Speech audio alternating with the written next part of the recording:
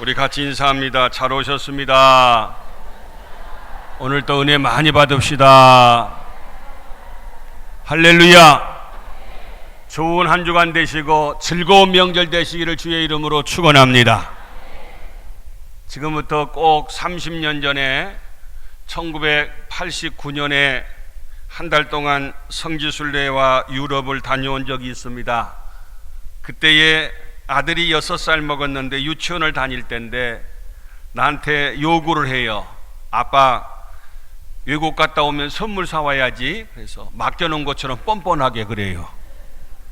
그래서 뭔 선물 받고 싶은데 그랬더니 26단 변신 로봇을 사다 달래요. 그런 거 보셨나 모르겠네요. 로봇가 이렇게 만들면 이런 형태가 되고 저렇게 만들면 저런 형태가 되고 저는 셀 수도 없고 만들 수도 모르는데 아무튼 그런 거 갖다 달래요. 딸은 인형을 사다 달래요. 여러분, 요즘은 외국 나면 살 게 없어요. 우리나라 것이 훨씬 좋아요. 더 좋아요. 근데 알았다 그렇게 약속하고 한 달 만에 김포공항에, 그때는 인천공항이 없이 왔는데 아들이 세상에 김포까지 마중 나왔어요. 근데 엄마 따라 마중 나왔는데 보니까 아빠는 안 보고 가방만 쳐다봐요. 왜? 저 속에 지금 도대체 선물이 들어있을까? 그 26단 변신 로봇만 머리에 꽉 차 있는 그런 마음이에요. 그때 제가 그랬어요. 만약 아들하고 약속해서 그걸 안 사갖고 왔으면 얘가 얼마나 실망했을까. 인천까지 여기 김포까지 왔는데 그런 마음 가운데서 다행히 비슷한 거 사다 줬더니 다음날 유치원 가면서 그거 갖고 간디야 자랑한다. 그래서 안 된다, 다녀와서 이제 갖고 놀아라. 저녁에 잘 때도 막 끌어안고 잠을 자고 그렇게 좋아하더라고요. 그러니까 자녀와의 약속도 참 그걸 꼭 지켜야 돼요. 안 지키면 얼마나 실망하겠느냐 그 말이에요.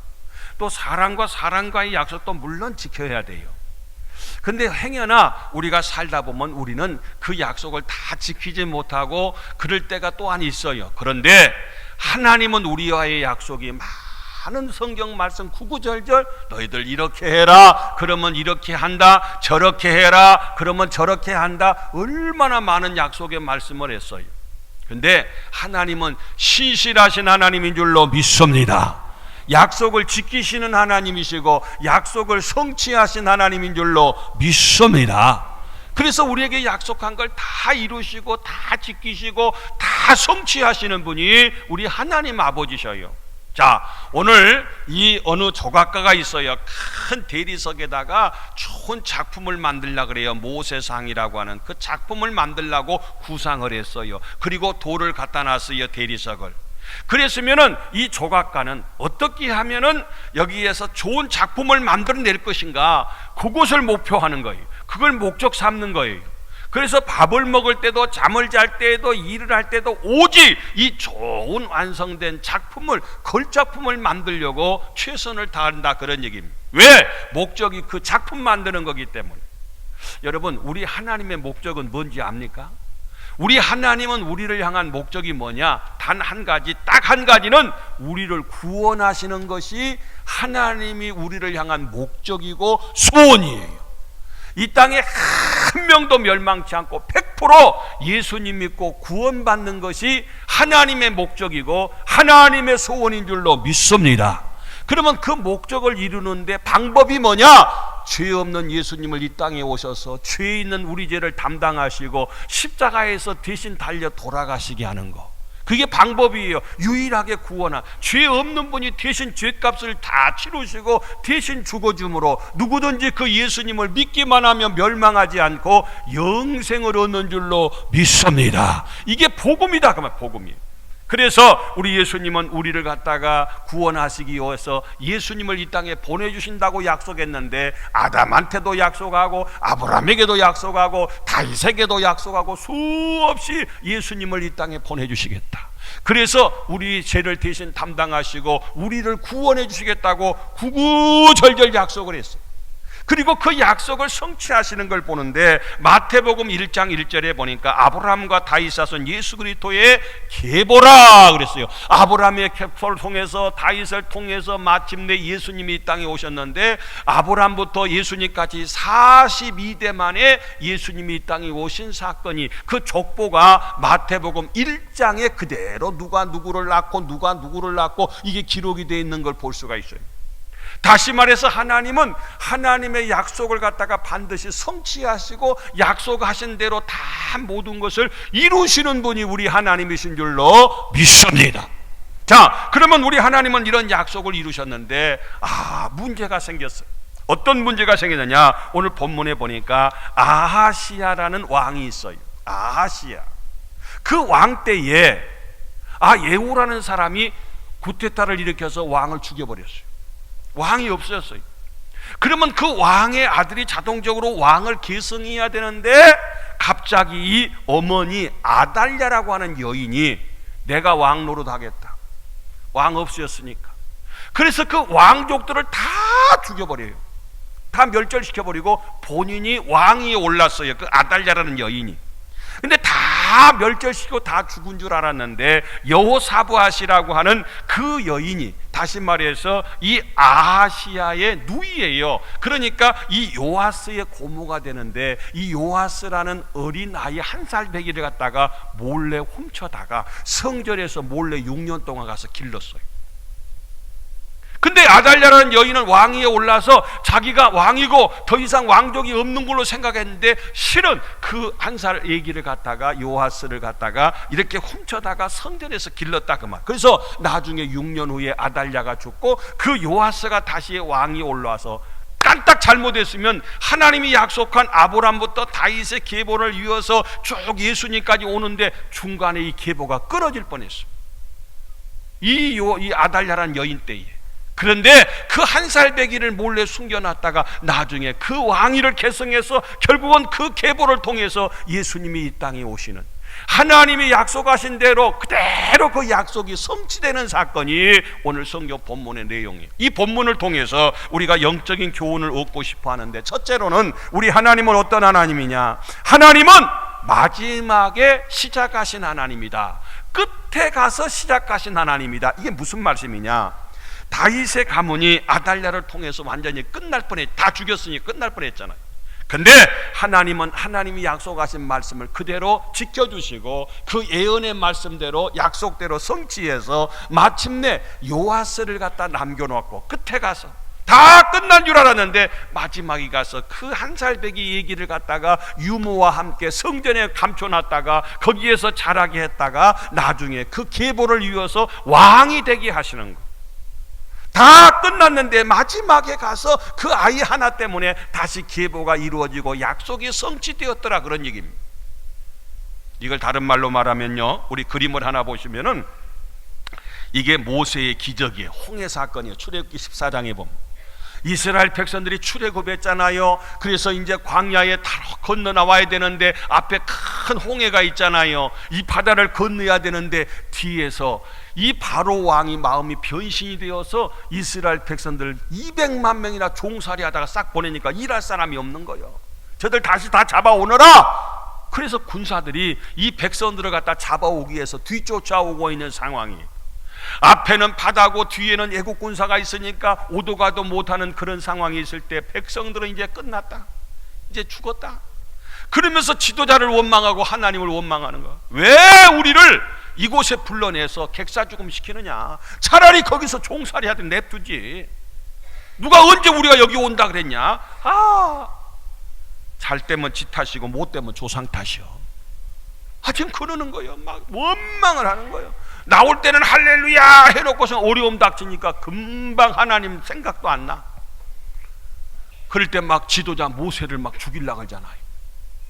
그럴 때 모세는 하나님 앞에 기도합니다. 하나님, 내가 나오려고 나왔습니까? 하나님이 가라 그래서 나왔지. 근데 이게 지금 어떤 일입니까? 하나님 도와주세요. 하나님 역사해 주세요.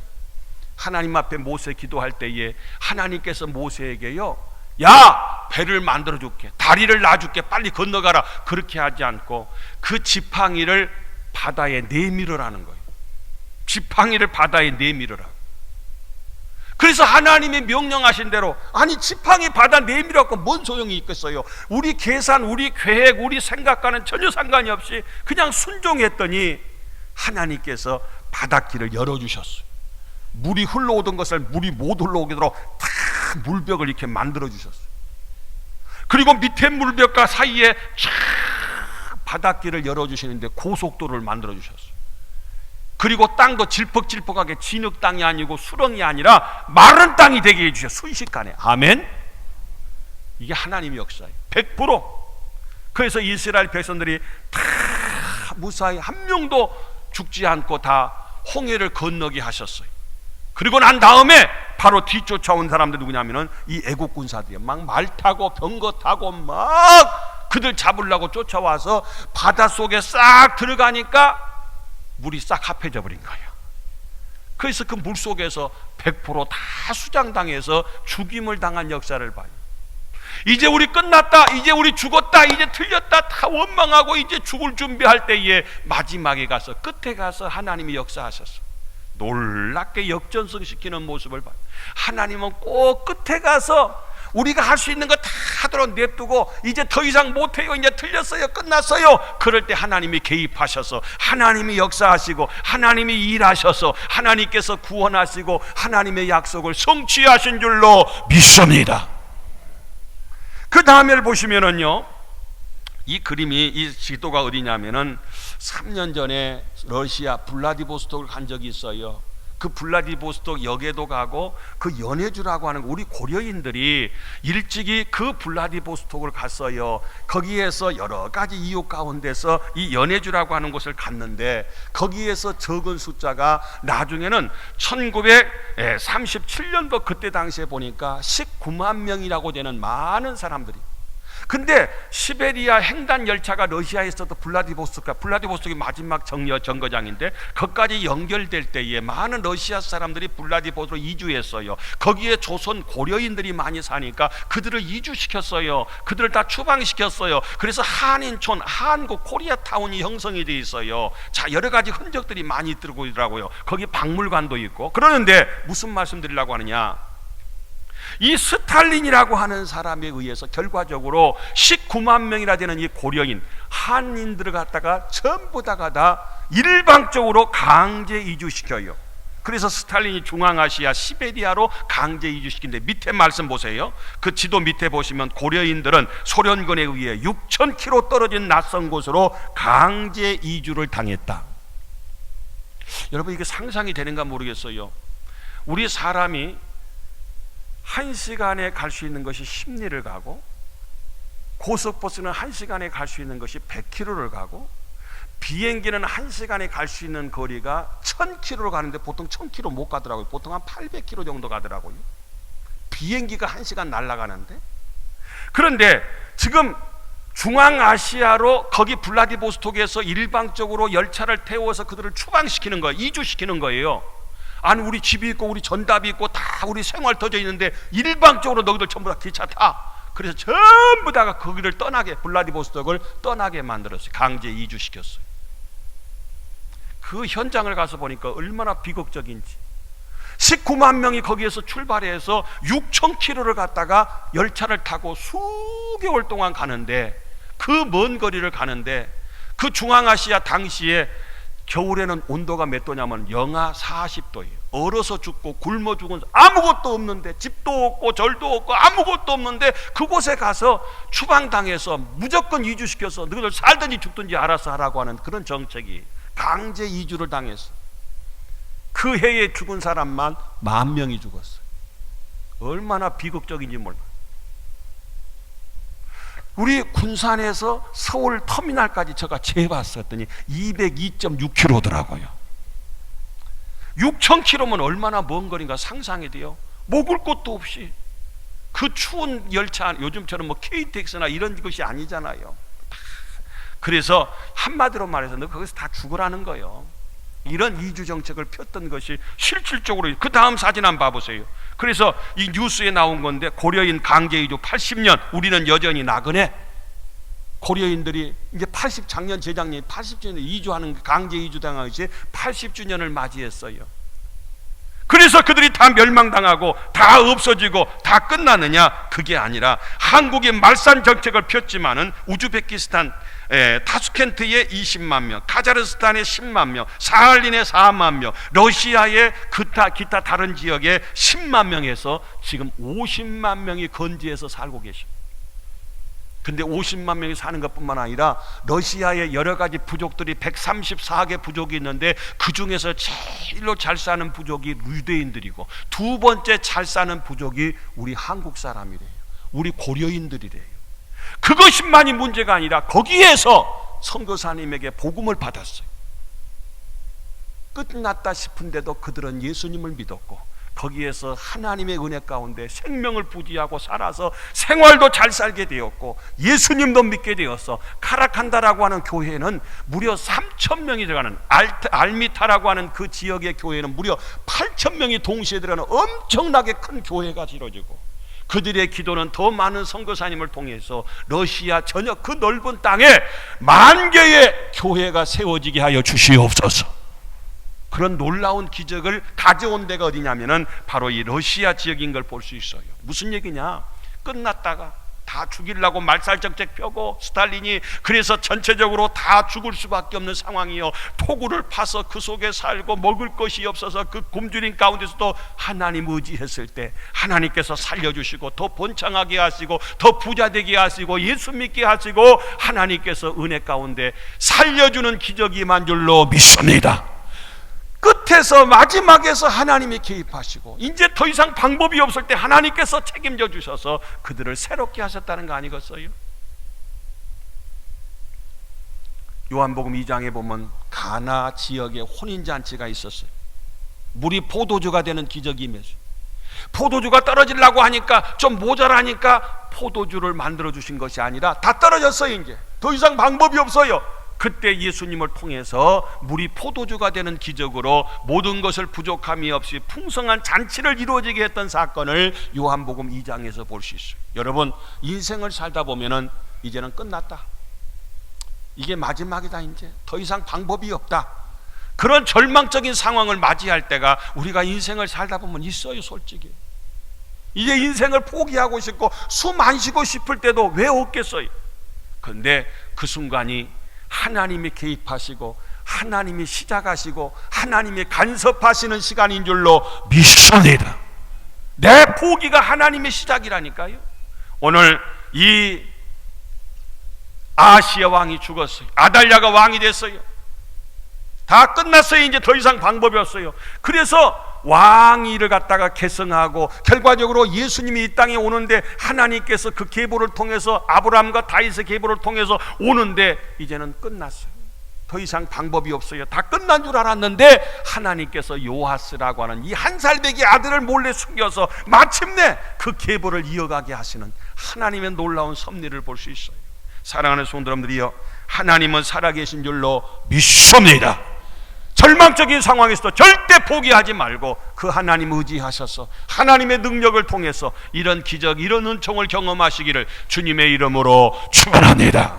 두 번째로는요, 하나님은 하신다고 하시면 하십니다. 한번 같이 합시다. 하신다고 하시면 하신다. 아니, 하나님이 하신다는데 누가 못하기요? 누가 말려요? 하나님이 하신다고 약속했으면 하나님은 꼭 하시는 분이요. 멋져 보여요. 여러분, 그 하나님이 우리 아버지가 되신 줄로 믿습니다. 하나님이 아브라함을 선택했잖아요. 아브라함의 아버지가 데라예요. 데라는요, 그 우상을 섬기는 갈대아 우르 땅에 사는데요, 도저히 축복의 대상이 아니에요. 그래서 아브라함을 일방적으로 불러서 너는 본토 친척 아비집 떠나라는 거예요. 내가 지시할 땅으로 가면 너에게 이 세 가지 약속을 지켜주겠다. 세 가지. 첫째, 민족의 약속. 둘째, 땅의 약속. 셋째, 메시아의 약속. 아브라함에게 약속했어요. 그 첫째, 민족의 약속.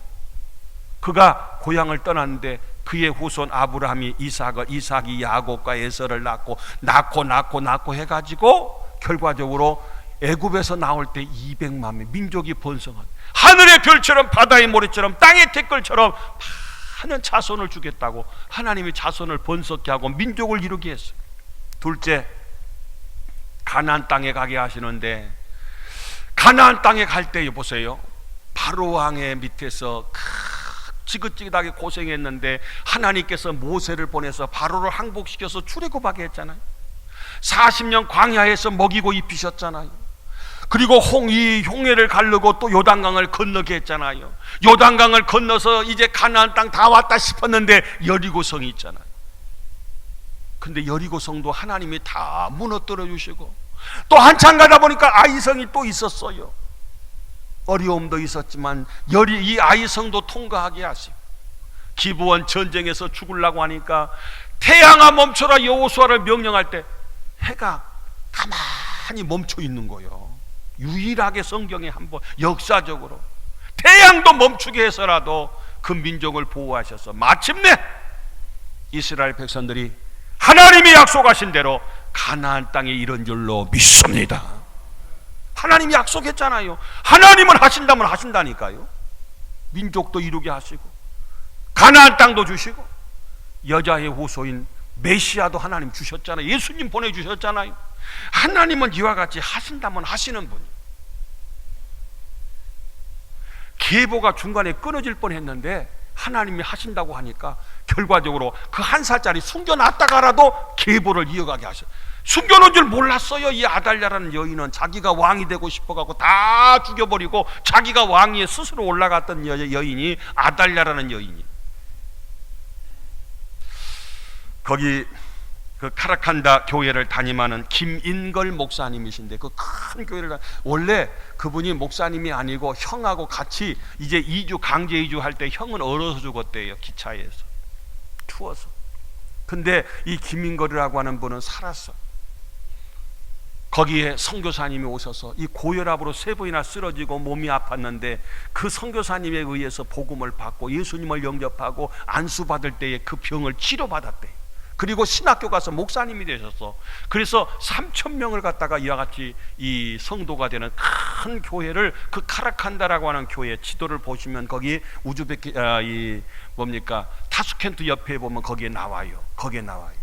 근데 그 카라칸다 교회를 갖다가 거기서 담임하는데 거기가 한 30만, 우리 군산하고 비슷한 그런 인구가 지금 살고 있는데 3,000명의 성도가 되고, 그리고 러시아 전역에 10,000개의 교회를 세우기 위해서 간절히 기도하는 아주 훌륭한 목사님이 되셨어요. 근데 그분이 한 번은요 또 혈압이 올라와 가지고 쓰러졌어요. 그래서 근본적으로 치료를 해야 되겠다 해가지고 워싱턴에 있는 유명한 그 병원에 예약을 하고 거기를 가는 길인데 비행기를 탔는데 비행기가 뜨자마자 갑자기 막 심장이 터지려고 그러고 혈압이 올라가지고 정신을 잃어버렸어요. 비행기 안에서 막 누구도 치료할 수도 없고 뭐 방법도 없으니 그냥 다 돌아가셔버린 거예요. 정신 다 나고. 사모님은 간절히 붙잡고 비행기 안에서 하나님을 부르면서 막 기도했어요. 근데 나중에 어떻게 숨쉬고 살았어.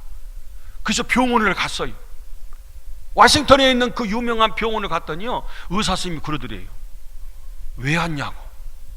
나 쉬려고 왔지. 아픈 거 아무 이상이 없으니까 집에 가라고. 아무 이상이 없으니까 그냥 가래요. 근데 그 김인걸 목사님의 간증이에요. 정신을 잃고 비행기 안에서 이제 죽는 줄만 알았는데 그때 하나님이, 주님이 다 심장을 막 붙들어 주시더래요. 그 꿈을 꿨대요. 거기 정신을 잃은 상태에서. 그게 역력하게 그것이 기억나더라는 거예요. 예수님이 막 심장을 붙잡고 있더래요. 완전히 죽었어요. 근데 하나님께서 함께 하시니까 이런 놀라운 기적을 경험했더라는 거 아니겠어요? 여러분, 하나님이 하시면, 하시는다고 하시면 하시는 줄로 믿습니다. 그게 바로 하나님의 역사인 것을 볼 수가 있어요. 오늘 바로 요아스라고 하는 이 조그만 아이를 갖다가 숨쳐서 감춰서 그 유모와 함께 성전에서 몰래 길렀는데 그것이 계기가 되어서 끊어질 뻔했던 하나님의 약속이 성취 안 되고 헛것이 될 것 아니고요, 그대로 이어서 마침내 하나님의 역사를 이루었잖아요. 하나님은 이렇게 멋져버린 분이에요. 그 하나님이 우리 하나님이셔요. 여러분의 하나님이셔요. 그 하나님 의지하셔서 내가 아니라 하나님의 능력 가운데 여러 가지 기적도 경험하시고 능력도 경험하시고 이런 놀라운 축복을 경험하시기를 주님의 이름으로 축원합니다. 마지막 세 번째로는 교회는 궁궐을 이길 수 있다. 이게 뭔 얘기냐면은 오늘 12절 말씀, 오늘 본문 방금 봉독한 말씀이에요. 요아스가 그 1년 동안 한 살짜기를 갖다 숨겨놨던 요아스가 그들과 함께 하나님의 전에 6년을 숨어 있는다. 그 얘기가 6년 동안 하나님의 전에서 길렀어요. 거기 숨어 있었어요. 그동안에 아달랴 이 여인이 여왕이 되어서 나라를 6년 동안 다스렸어요. 그 다음 말씀 보시니까요, 23장 21절 보니까 그 땅의 모든 백성이 즐거워하고 성중이 평안하다. 그 다음 보니까 아달랴를 무리가 칼로 죽여, 그 여인을, 여왕을 무리가 칼로 그를 죽였어요. 그 여왕을 죽였어요.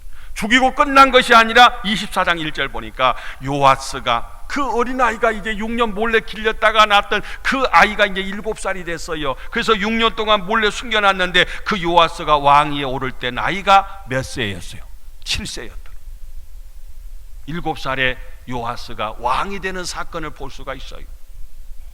다시 말해서 지금 아달랴라는 여인은 왕궁에 있어요. 왕궁. 정치적으로 어떤 것도 끄떡하지 않는 막강한 권력을 갖고 있는 왕궁에 있고, 지금 요아스는 한 살배기 꼬매가 꼬마가 거기서 6년 동안 몰래 성전에서 교회에서 길러졌어요. 그런데 교회가 왕궁을 이겼어요. 그 요아스가 아달랴를 이겼어요. 그래서 하나님의 약속을 성취하는데 아름답게 쓰임받아서 그 계보를 통해서 마침내 요아스가 왕위에 오르고 승리하는 역사를 우리가 볼 수가 있어요. 자, 다음 그림을 하나 보시면은요, 다윗과 골리앗 싸움을 잘 아시잖아요. 아이고, 이 비유로 해서 이 꼬마가 바로 다윗이요, 앞에는 큰 아저씨가 골리앗이. 아니, 손가락 하나만 갖고도 이겨 이 꼬마를 누가, 이거 아무것도 아니에요. 출애굽기 17장에 있는 다윗과 골리앗의 싸움 아닙니까? 근데 우리 잘 아는 것처럼 거북이가 어떻게 토끼 이겨요? 어떻게 다윗이 골리앗을 이겨요? 못 이기잖아요. 근데 이겼어요. 무슨 얘기냐? 이 요아스가 아달랴를 이겼어요. 하나님의 약속을 성취하기 위해서. 그 다음에 보시면은요, 1967년 6월 5일부터 11일까지 유명한 이스라엘의 6.1 전쟁이란, 이게 역사적으로 있는 사건, 거기에서 제가 인용해서 그대로 그 통계를 옮겨 놓은 거예요. 인터넷 들어가면 6.1 전쟁 하면 이게 쫙 나와요. 그때 아람 연합은 전체적으로 합하면 연합을 했기 때문에 한 1억 정도 인구가 돼요. 이스라엘은 당시에 400만 밖에, 이스라엘은 우리나라 강원도 땅밖에 안 돼요. 쬐끔만 나라요. 400만이 1억을 이겼어요. 그것도 6일 만에, 단 6일 만에. 이거 역사적으로 엄청난 사건의 실질적으로 걸려 있었던 전쟁의 역사 아니요. 그때 그 모든 통계를 제가 비교해서 그대로 인용했어요. 군사는 절반도 안 돼요. 탱크는 3배 정도가 바로 아랍이 더 많고 전투기도 3배 이상으로 많았어요. 근데 결과는 어떻게 됐느냐? 바로 이스라엘이 아랍을 단 6일 만에 그 엄청난 아랍 연합을 이겼다는 거예요. 누구를 통해서? 그 다음에 그림을 보면요, 6.1 전쟁의 기적, 하나님의 뜻이다 그랬는데 바로 모세 다이아이라는 이 인물이 나와요. 그 다음 사진을 보세요. 이 애꾸눈이에요. 눈이 하나 없어요. 이 모세 다이아는 믿음의 장군. 나의 도움이 어디서 올꼬? 천지를 지으신 여호와에게서로다. 아까 우리 찬송 383장 불렀어요. 눈을 들어 산을 보니. 그 찬송을 보죠. 나의 도움이 어디, 천지를 지으신, 우리를 도와주시는 분은 이 천지 만물을 지으신 하나님에게서로다.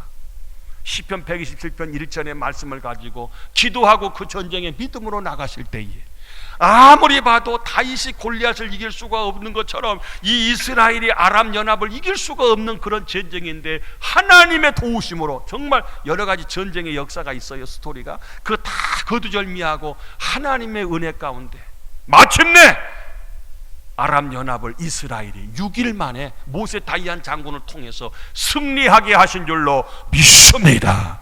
교회가 궁궐을 이겼다고 말이에요. 교회가 이 세상에 어떤 정권이고 어떤 정치가고 어떤 막강한 권력도 하나님이 도우시면, 하나님이 함께 하시면 승리하고 이길 줄로 믿습니다. 말씀을 정리합니다. 이제 하나님은 마지막 끝에서 다시 시작하신 분이에요. 여러분이 마지막이라고 생각하고 오늘이 끝이라고 생각하는 경우가 있어요. 그래도 하나님은 그때부터 여러분 편이 되셔서 여러분과 함께 하셔서 여러분을 시작하게 하시고 다시금 역전승하게 하시는 분이다. 그리고 하나님은 하신다고 하시면 하신다. 하나님이 하신다고 하면 다 하실 수 있어요. 전능하신 하나님이요. 그리고 하나님은 궁궐도 이겨요. 교회는 어떤 권력도 이겨요. 마침내 하나님은 하나님의 약속을 지켰어요. 성취했어요. 이루었어요. 오늘 우리 그 하나님의 약속을 꼭 믿고 이 전능하신 하나님을 의지해서 우리 모두가 다 하나님 안에서 이런 놀라운 기적과 은혜를 경험하시기를 주님의 이름으로 축원합니다.